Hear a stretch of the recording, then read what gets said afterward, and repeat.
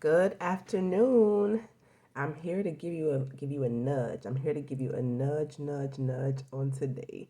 I'm going to speak to you a little bit about Nehemiah. Some of you might be familiar, but I'll give you a quick little background. So basically, Nehemiah was a cupbearer to King Artaxerxes, and this particular day when he went into the king's presence, his he was so down. It says he had found out that the wall of Jerusalem had been broken down and the gates had been burned, and he was so grief stricken that he couldn't hide his emotion from the king. So the king was, asking him, what's wrong, what's going on. So he explained to him what had happened, and he wanted to go in and rebuild the wall. So I'll fast forward a little bit. I'm going to read Nehemiah chapter 2, and I'm going to start at verse 6. Then the king, with the queen sitting beside him, asked me, "How long will your journey take, and when will you get back?" It pleased the king to send me, so I set a time. I also said to him, "If it pleases the king, may I have letters to the governors of Trans Euphrates so that they will provide me safe conduct until I arrive in Judah? And may I have a letter to Asaph, keeper of the royal park, so he will give me timber to make beams for the gates of the citadel by the temple and for the city wall and for the residence I will occupy?" And because the gracious hand of my God was on me, the king granted my request. So I went to the governors of Trans Euphrates and gave them the king's letters. The king had also sent army officers and cavalry with me. Now, that's where I'm going to pause. I'm going to stick a pin right there.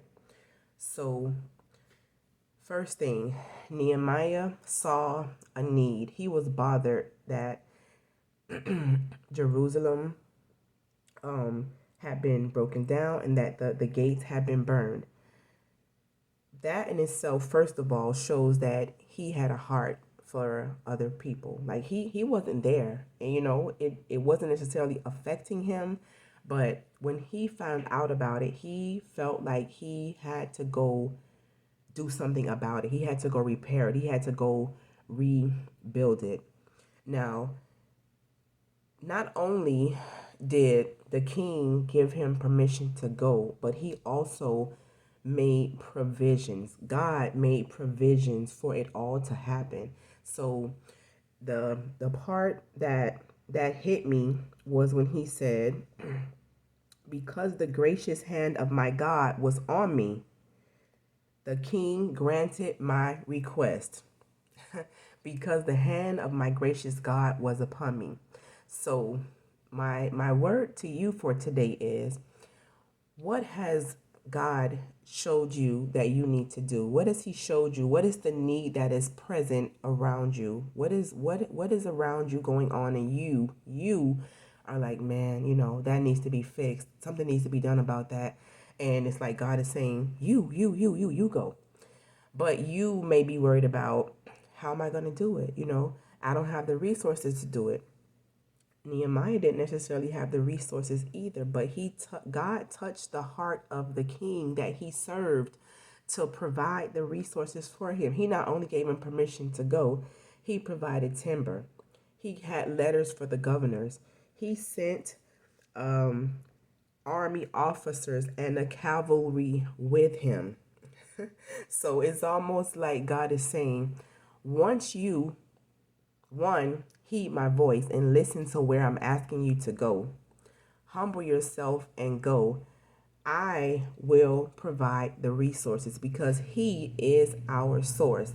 Like, we think our source, our resources is in our job and our things that we have access to, things that we can touch with our hands. And that has been. But ultimately, God is our source. And I'm talking to me first. But I told you, anything I give, it always is for Tamaya first before I give it to you. So this is something that I'm having to reprogram my mind to know and believe as well, that he is your source. So one more time, just to recap, what is that thing that God has put on your heart to do? Don't worry about the resources. Don't worry about how. Don't worry about when. Once you agree and tell God, yes, I am willing. You are a willing vessel to go and do what He has told you to do. He will provide the resources. All right? Have a great day. Love you.